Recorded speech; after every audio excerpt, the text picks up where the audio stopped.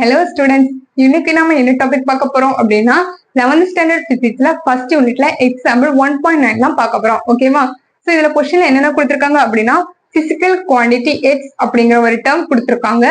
அது மட்டும் இல்லாம பெர்சன்டேஜ் எரர் மெஷர் பண்ணக்கூடிய வேல்யூஸ் ஏபிசிடி அதோட வேல்யூஸுமே கொடுத்திருக்காங்க. ஓகேவா? சோ நாம இங்க இதுல என்ன கால்குலேட் பண்ணணும் அப்படின்னா பெர்சன்டேஜ் எரர் தான் கால்குலேட் பண்ணணும் இன் டேர்ம்ஸ் ஆஃப் எக்ஸ். அதுதான் நாம இப்ப பண்ணிக்க போறோம். ஓகே, சோ என்ன கொடுத்திருக்காங்க, h is equal to a square b cube by c into root d. Okay, இப்படி கொடுத்திருக்காங்க. சோ இதுக்கு வந்து பெர்சன்டேஜ் எரர், x ஓட பெர்சன்டேஜ் எரர் எப்படி எழுதிக்கலாம், எரர் எப்படி எழுதுவோம், del x by x. இதோட பெர்சன்டேஜ் எரர் எப்படி இருக்கும், into 100. Okay, next a square, a ஓட எரர் எப்படி எழுதுவோம், del a by a. okay, into 100. இதுதான் பெர்சன்டேஜ் எரர். பட் இங்க ஒரு ஸ்கொயர் டேர்ம் இருக்குல்ல, அந்த ஸ்கொயர் நம்மளால ஹோல் ஸ்கொயர் அந்த மாதிரி போட்டுக்க முடியாது. நம்ம என்ன பண்ணுவோம்னா இந்த ஸ்கொயரை இந்த 2 into 2ன்னு மல்டிப்ளை பண்ணிக்கலாம்.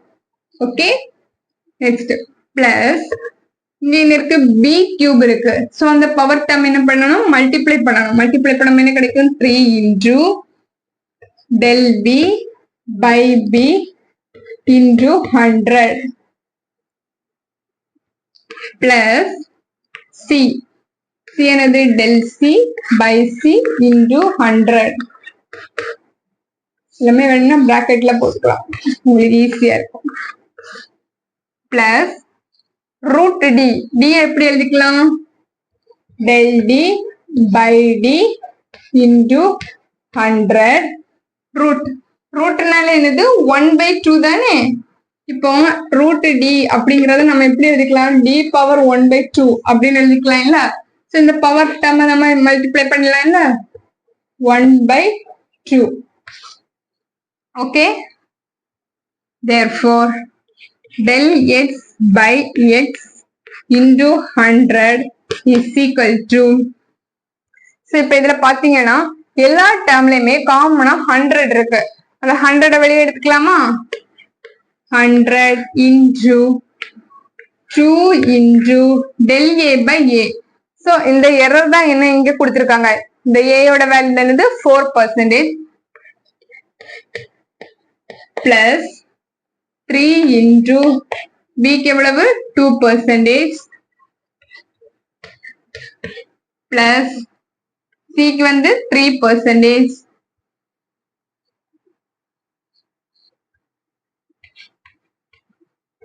plus del d by d வந்து 1%.